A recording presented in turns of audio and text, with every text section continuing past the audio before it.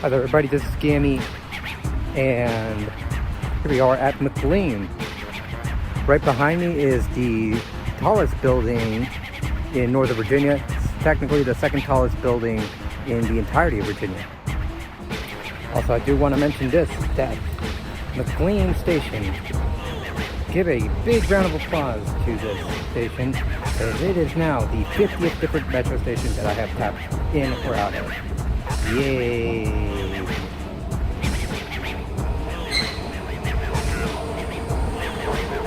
Yeah. There we go. See it. I finally see it. It's there. It's real. I mean, just look at it. It looks so pretty. So pretty.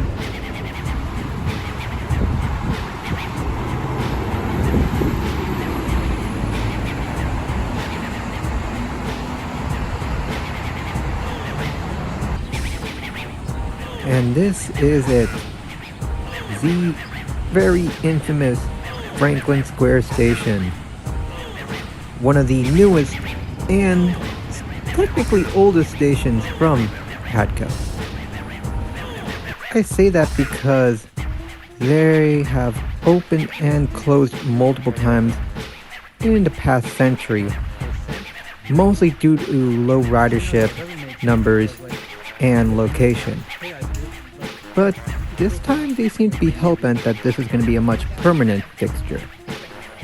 So I decided to make the pilgrimage there, wasted 20 bucks on a Patco Freedom card, which makes no sense as to why it's that extremely expensive. But regardless, we decided to make our adventures inside the station. I was greeted with a broken elevator, so we decided to make the walk down. And as I always like to say, we were greeted with a mix of old and new. On the platforms we saw that iconic tilings of your traditional underground Patco stations. I was fairly impressed to see how much refurbishment they did. It is definitely one of the more cleaner of the underground Patco stations, but they are definitely doing a lot of hard work to have all the other underground Patco stations and overground Patco stations kind of similar. Unfortunately for the plugs, we did try to connect one, but none of them seem to be working. Yep, so there's that. But overall, it's a pretty solid station. I generally do hope to see that eventually they can start to increase ridership, also increase TOD development, and maybe get a connection between this station and the Chinatown station for SEPTA. But for now, it is a good thing to see this station being revived. Certainly, it is quite a very rare win this year for the Philadelphia Transit region, and hopefully next year they can have a much more better and easier time. This is the FX BGO exclamation mark, Fredericksburg Transit System, formerly FRED or Fredericksburg Regional Transit. I was in a bit of a shock knowing what kind of a system that I would end up being on. I do know that the entirety of their fleet consists of microbuses, and all these microbuses do have some radio playing on, which is quite enjoyable.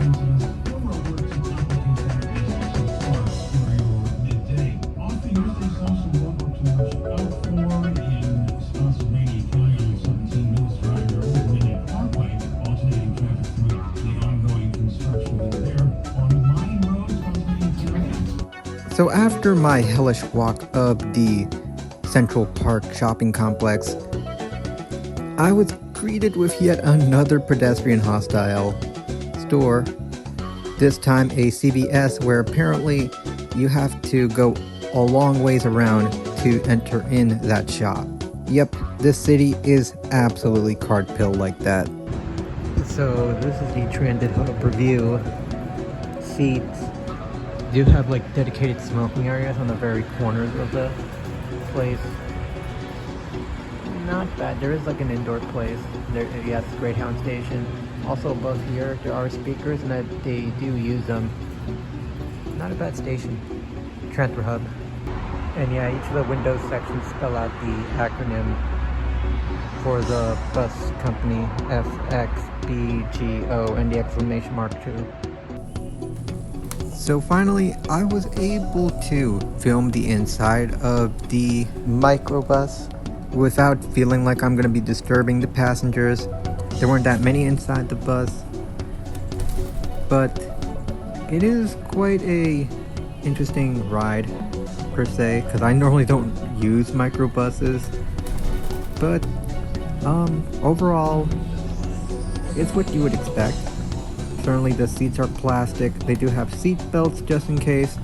And yes, those seats are hard, plastic, and uncomfortable.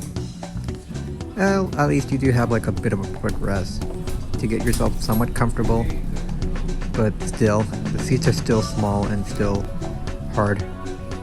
Now, as mentioned in the Q video, these buses do run a single one-way loop, but high emphasis on the single one-way part, because there is no reverse loop. So timing is extremely important, because if you do miss that bus, you do have to wait another hour. Another thing that they do is a system called Pulse.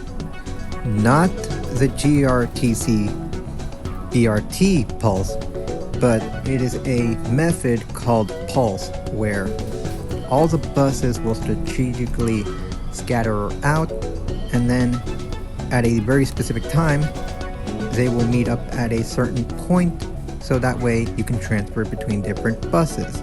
It's a very important type of system that they use, especially when you don't have a very strong fleet and you don't have the frequencies. Now, as of this recording, the system is free. However, they don't seem to have the funding to make it continue to be free, so there is a good chance that they may have to go back to fares. And that's definitely one thing that I generally do hope for the system, that one day they do get, like, say, a lot of money to make it even better. But for now, it's a pretty interesting system.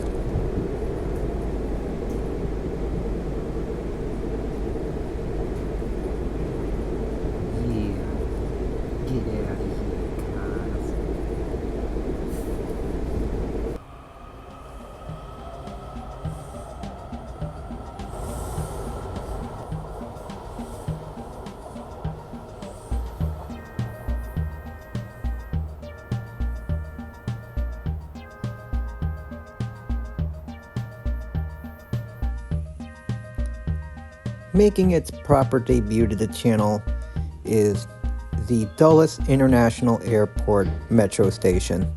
In the past, I have used this station one time, but more importantly, somewhere over there lies the greatest station of all time. More on that a little bit later. But I haven't really, explored much of the station. I generally love the aesthetical features of the station, with the canopy resembling the actual main terminus of Dulles. I'm still quite confused as to why one area has windows while another area is just open, but the aesthetics of this station is quite incredibly bold. But it differs quite a lot from National Airport for the yellow and blue lines. As you can see, there's only the traditional 2 lines. There are no escalators on the end platforms compared to the DCA one. And from what I can gather, there's only 2-3 elevators, and then strangely enough, just 1 escalated portion. They do have a very strict no luggage on the escalators policy, which is interesting because I think if the one in DCA, you can take your luggage up the escalators, so maybe that's a call on the actual Dulles group itself. Anyways, on the ground platform, it is absolutely stunning. It's literally something out of a Star Wars film, or definitely like something out of Final Fantasy. It is so intimidating yet so elegant. Now, just a bit of personal history with this station. I have used this station once before, and now it's simply due to the fact that they were doing track work on the Phase 1 portion of the Silver Line. So I needed to go to Chantilly. So the only way I had to do that was to take a shuttle bus to here and then go to Herndon and take a Fairfax connector that way. So the station is still a bit new to me, and just getting a much more in-depth look at it is quite interesting. I will say though, as I tap in, I still don't know how I feel about the fact that there's only just 4 kiosks to order your Smart Trip cards. I know, yeah, you can do tap to pay, but I still feel like you should do like add maybe more like kiosk. But it is what it is.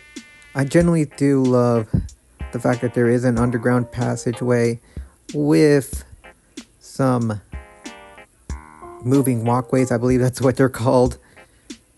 And it has a pretty cool like space theme to it, adding these really beautiful pictures of space.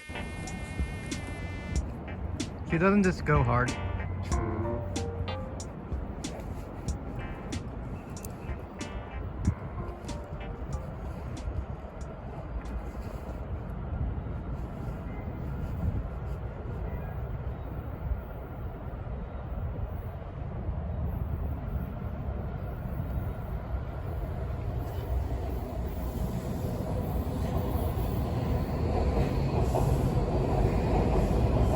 So, I am with my friend. Do you want to be on camera? Sure. This is the great Short Line 819, and he has found a very important information. We're at Dulles Airport, and the Dulles Airport station is 0 feet away. On the contrary, Loudoun Gateway, the greatest station known to man, should be 20 times bigger than it actually is. Gets so much traffic. It's 14,545 feet away. And speaking of that, I don't think you all can see, but right there is a Doppler radar, Yamaha weather foamer. And then, right there, oh, I got the good shot right here. Coming through.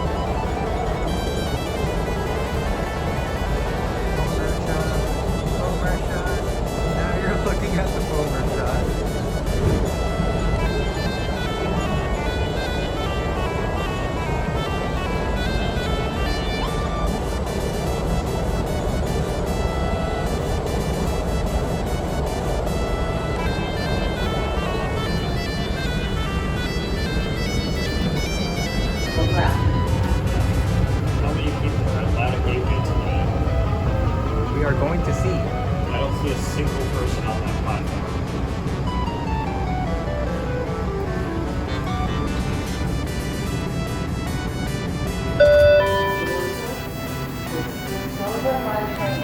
Oh, quite a few people got off. Well, yeah, 7 people at least off board.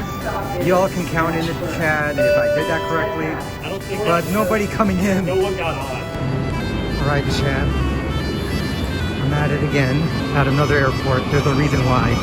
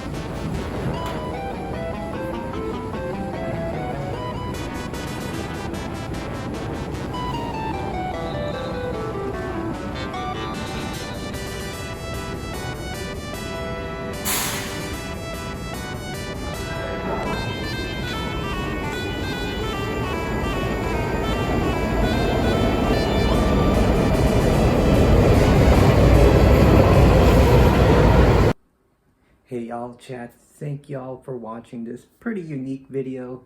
I've been wanting to like kind of extend each of these videos, but I didn't really have that much material to like expand upon it, so making it in a anthology like series can definitely help me with like a couple of other things that I'm going to be planning in the future.